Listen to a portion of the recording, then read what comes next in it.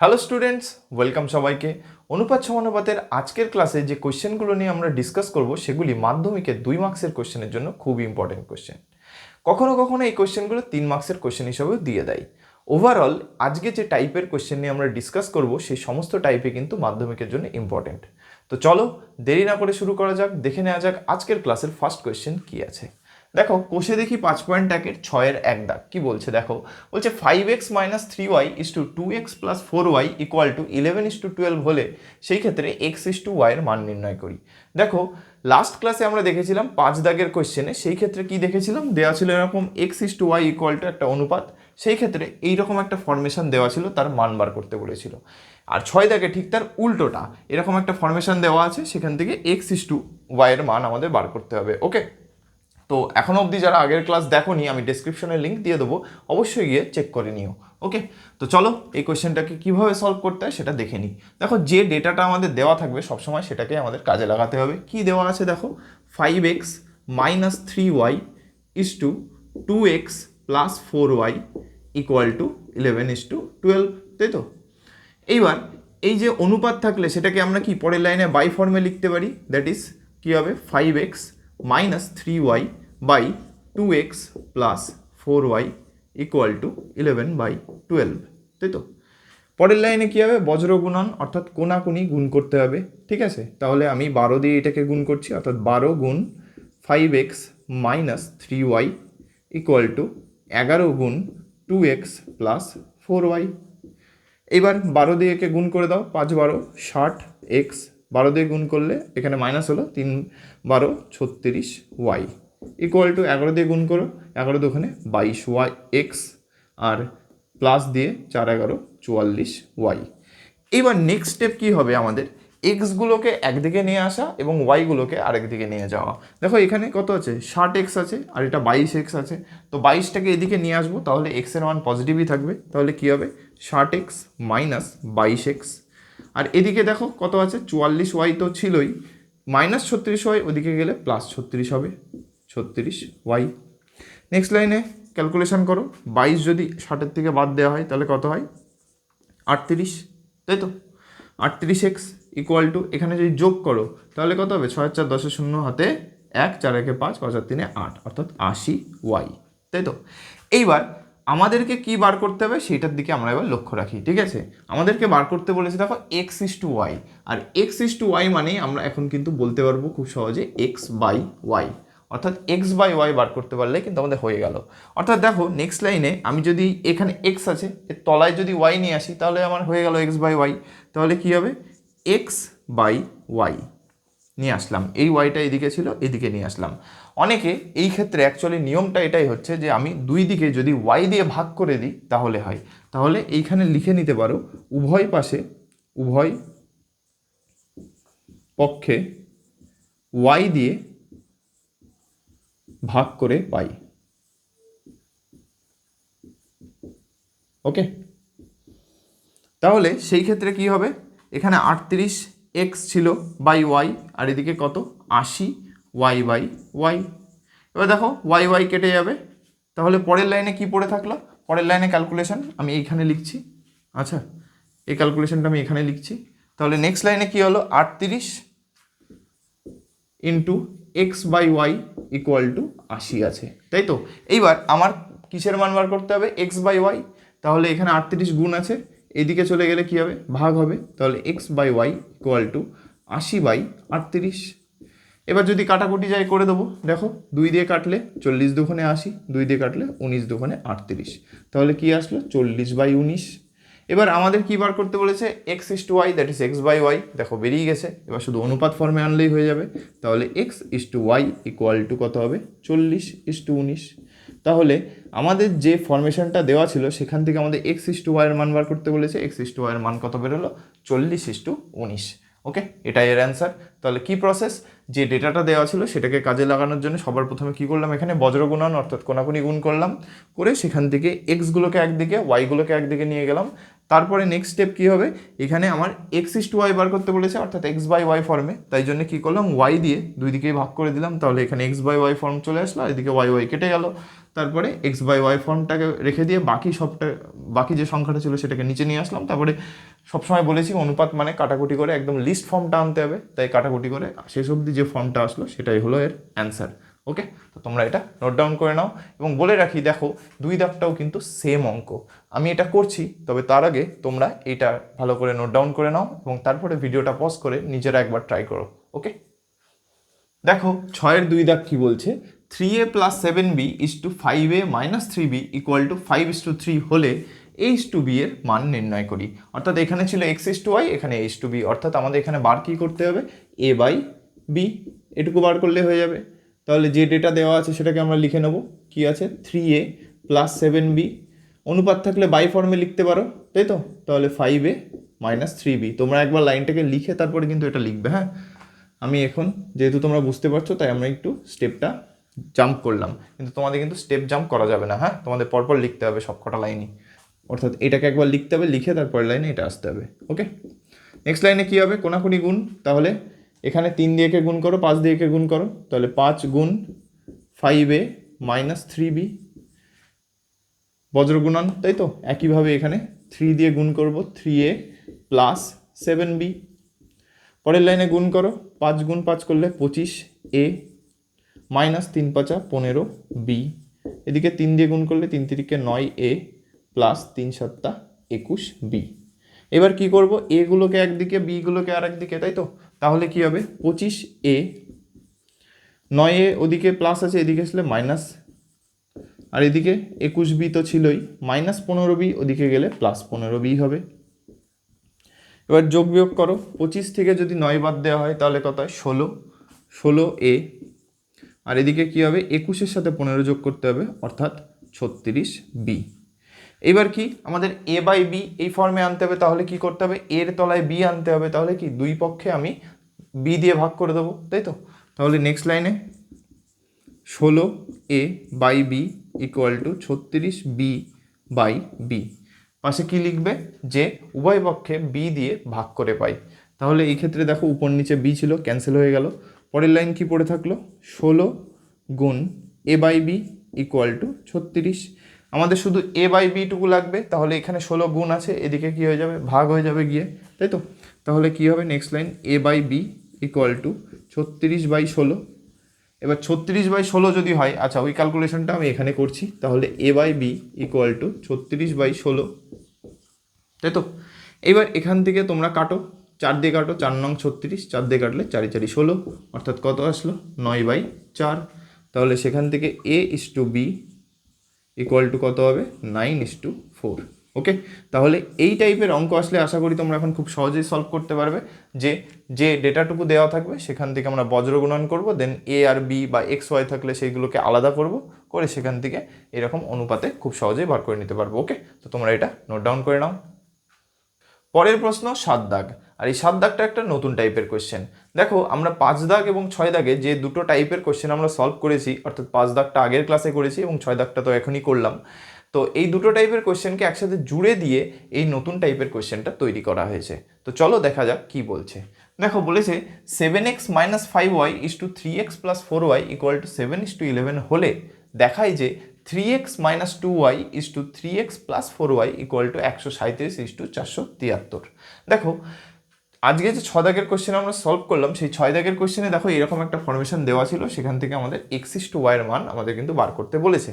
ওকে, আর 5 দাগের কোশ্চেনে আমরা শিখেছি x/y = একটা অনুপাত দেওয়া ছিল, সেখান থেকে এরকম একটা ফরমেশনের মান বার করতে বলেছে, কখনো আবার দেখাতে বলেছে এরকম ফরমেশন দিয়ে তার ভ্যালু দিয়ে দিয়েছে, আমাদের প্রমাণ করে দেখাতে বলেছিল left hand side = right hand side. Okay, তো এইখানে সেই দুটো কোয়েশ্চেনে মিক্স করা।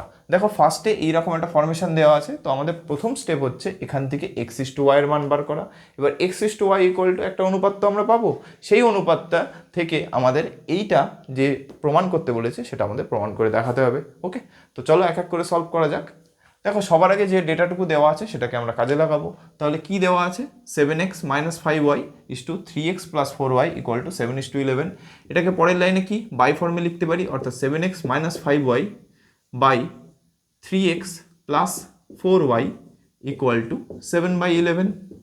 পরের লাইনে কি হবে, কোনাকুনি গুণ হবে, অর্থাৎ 11-র সাথে এটা গুণ হবে আর 7-এর সাথে এটা গুণ হবে। তাহলে 11 গুণ 7x - 5y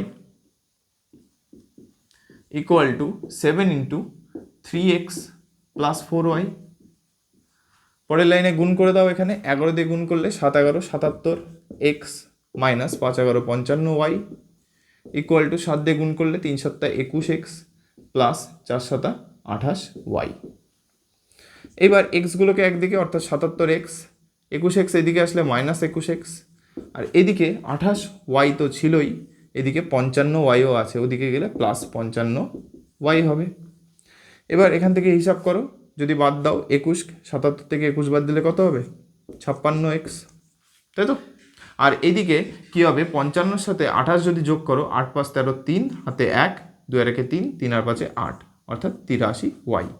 এবার আমি কি বললাম? এখান থেকে এক্স ইস টু ওয়াই আমরা বার করবো। ওকে, এটা হচ্ছে আমাদের প্রথম স্টেপ। তাহলে x is to y bar করতে গেলে কি তলায়, মানে actually x is to Y মানে কি এক্স বাই ওয়াই। তাহলে এখানে এক্সের তলায় ওয়াই আনতে হবে, তাহলে দুই দিকে কি আমার ওয়াই দিয়ে ভাগ করতে হবে। তাহলে ভাগ করে দিলে কি থাকবে? যে 5 মানে 56 by X Y equal to 83 by Y by Y. Y Y cancel হয়ে গেল। পরের লাইনে X by Y equal to 83 by 56। তাহলে এখান থেকে আমরা মান পেয়ে গেলাম এক্স ইস টু ওয়াইয়ের, তাই তো? X is to Y equal to কত? 83 ইস টু 56। এবার দেখো এখানে আর কাটাকুটি যাবে না, ওকে, কারণ 83কে কাটা যাবে না। ওকে, তো এইবার এই এক্স ইস টু ওয়াই আমরা পেয়ে গেলাম। এবার দেখো পুরো 5 দাগের মতো কোয়েশ্চেন। 5 দাগে কী ছিল? এরকম x is to Y value দেওয়া ছিল, সেখান থেকে এটার মান বার করতে বলেছিল, অথবা এই যে এখানে যেটা দেওয়া আছে এরকম প্রমাণ করতে বলেছিল। 5 দাগের যে কোয়েশ্চেনগুলো ছিল সাথে দুই টাইপই ছিল। একটা টাইপে এরকম ফরমেশন দেওয়া ছিল, তার মান বার করতে বলেছিল। আরেকটা ক্ষেত্রে ফরমেশন ইকুয়াল টু তার মানটা দেওয়া ছিল, শুধু আমাদের প্রমাণ করে দেখাতে বলেছিল যে এটার মান এক্স্যাক্টলি এটাই হবে। তো এই ক্ষেত্রেও সেই রকমই প্রমাণ করতে বলেছে। তো আমরা এক্স ইস টু ওয়াই পেয়ে গেলাম। এইখান থেকে আমরা এইটা ইকুয়াল টু এটা প্রমাণ করে দেখাবো, অর্থাৎ এলএইচএস ইকুয়াল টু আরএইচএস। তাহলে সেক্ষেত্রে আমার সবার প্রথম স্টেপ কী হবে? মানে এত দূর তো হলো, এরপরে নেক্সট স্টেপ কী হবে? এক্স আর ওয়াইকে ধরে নেওয়া। কারণ আমরা জানি এক্স আর ওয়াই যখন অনুপাত ফর্মে দেখি সেই ক্ষেত্রে আমরা জানি এটা সবসময় লিস্ট ফরমেশন, অর্থাৎ কাটাকুটি করে পাওয়া ফরমেশন। অর্থাৎ এক্সের মান এখানে 83 এবং ওয়াইয়ের মান 56, এটা ন্যূনতম মান। এই ক্ষেত্রে এক্সের মান 83ও হতে পারে, 83-র গুণিতকও হতে পারে, এবং ওয়াইয়ের মান 56 হতে পারে বা 56-র গুণিতক হতে পারে। ওকে, তাহলে সেই ক্ষেত্রে আমরা ধরি এক্স ইকুয়াল টু 83 কে এবং ওয়াই ইকুয়াল টু 56 কে। যেখানে তোমরা কে এর মান বসাতে পারো যে কোনো বাস্তব সংখ্যা, কিন্তু কে এর মান কী হবে? কখনো শূন্য হবে না, ঠিক আছে? তাহলে কে একটা ধ্রুবক এবং কে এর মান কখনো শূন্য হবে না, তাই তো? তাহলে এক্সের ন্যূনতম মান 83, কিন্তু 83 হতে পারে, 83-র গুণিতকও হতে পারে। একেবারে ওয়াইয়ের মান 56 হতে পারে বা 56-র গুণিতক হতে পারে, তাই তো? তাহলে এক্সের আর ওয়াই ভ্যালু আমি যখন ধরে নিলাম, এবার এইটা আমরা এখানে পুট করব এলএইচএসে, অর্থাৎ বাম পক্ষে। তোমরা এখানে লিখতে পারো বাম পক্ষ বা এলএইচএস। তাহলে এলএইচএসে কি আছে? 3x minus 2y is to 3x plus 4y। পরের লাইনে কি বাই ফর্মে চলে আসবে, অর্থাৎ 3x minus 2y by 3x plus 4y। তাহলে নেক্সট লাইন কী হবে? এখানে x আর y এর মান বসিয়ে দেবো আমরা। তাহলে কি হবে? এখানে দেখো 3 ইন্টু 83 কে মাইনাস 2 ইন্টু 56 কে। একইভাবে নিচে কত হবে? 3 ইন্টু 83 কে প্লাস 4 ইন্টু 56 কে। তাহলে এবার হিসাব করো, 3 দিয়ে যদি গুণ করা হয় 83-কে, 3 3-কে 9, 3 8 24 কে মাইনাস 2 দিয়ে গুণ করো, 6 2 12 2 হাতে 1, 5 2 10 আর 1 11 কে। নিচে একইভাবে গুণ করলে 249 কে আসবে, প্লাস 4 দিয়ে গুণ করো, 4 6 24-এর 4 হাতে 2, 4 5 20 আর 2 22, 224 কে। এইবার হিসাব করো নেক্সট লাইনে 250 থেকে 100, 249 থেকে 112 বাদ দিতে হবে, 2 বাদ দিলে 7, আর এদিকে 1 থেকে 4 হয় 3 হলে, আর 2 থেকে 1 বাদ দিলে 1। আর নিচে কত হবে? যোগ করো, 9 আর 4 13, 3 হাতে 1, 2 আর 1 3, 3 আর 4 7, আর 2 এর 2 সাথে 2 যোগ করলে হয় 4। এবার দেখো উপরেও কে আছে নিচেও কে আছে, দেখো কেটে যাবে।